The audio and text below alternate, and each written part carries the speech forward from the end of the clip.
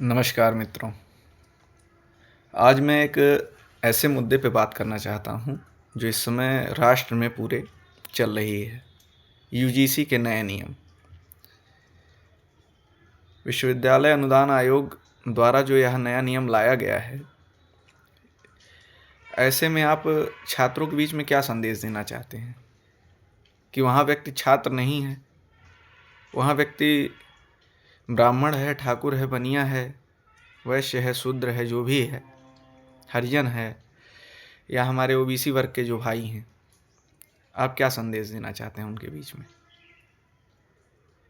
विश्वविद्यालय कॉलेज जहाँ व्यक्ति या छात्र के मानसिक विकास, जहाँ वह पढ़ने के लिए जाता है, जिससे उसका मानसिक या बौद्धिक विकास होता है, जहाँ से वो जीवन में आगे कुछ करता है, वहाँ आप आपसी भाईचारे को ख़त्म करने का कार्य कर रहे हैं। चलिए, आपने बात की कि शोषित वर्ग है, शोषण किसी भी वर्ग का हो वहाँ विरोध होना चाहिए, मैं इस चीज़ से सहमत हूँ। लेकिन आपने कैसे, किस प्रकार से नियम बना दिया? कौन सी आँख का चश्मा था आपका? चाहे या सरकार हो, चाहे यूजीसी हो, कौन सा चश्मा आपका है कि जिसमें सवर्ण हमेशा शोषित करने वाला है और अन्य वर्ग हमेशा शोषण उनका होता आया है?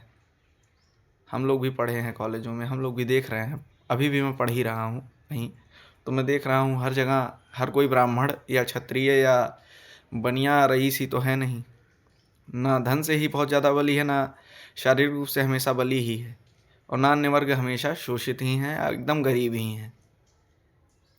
अगर आपको यह नियम निकालना था या बनाना था तो उसमें वर्ग विशेष देख के नहीं, जो भी शोषित है उसके खिलाफ, जो भी शोषण कर रहा है उसके खिलाफ कार्रवाई होनी चाहिए, ऐसा नियम होना चाहिए था। अब अगर जो आपने यह नियम बनाया है, इसमें अगर कोई जाके, कोई भी हो, इसका दुरुपयोग करे तो वह छात्र जीवन उसका तो बर्बाद हुआ ही हुआ, वह आगे भी जीवन में कुछ नहीं कर सकता। तो यह किस प्रकार से आपने यह नियम बना दिया?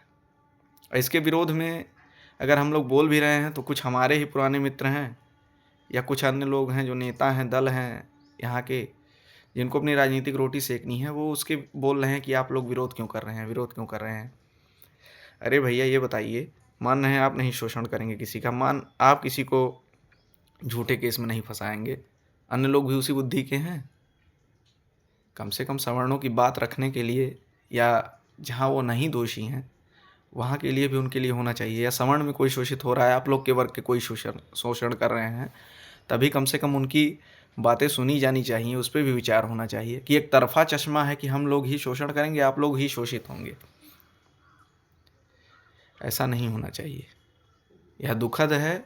और मैं स्वयं भारतीय जनता पार्टी का सदस्य रहा हूँ, युवा मोर्चा में मैं पदाधिकारी के तौर पे भी कार्य किया हूँ, पर इस प्रकार से जहाँ राष्ट्र प्रेम की भावना हुआ करती थी, वहाँ इस प्रकार से जातिवाद सहा नहीं जा रहा है। बाकी इस नियम का पुरजोर विरोध है और हमेशा से विरोध रहेगा। जय श्री राम, जय हिंद, सादर प्रणाम।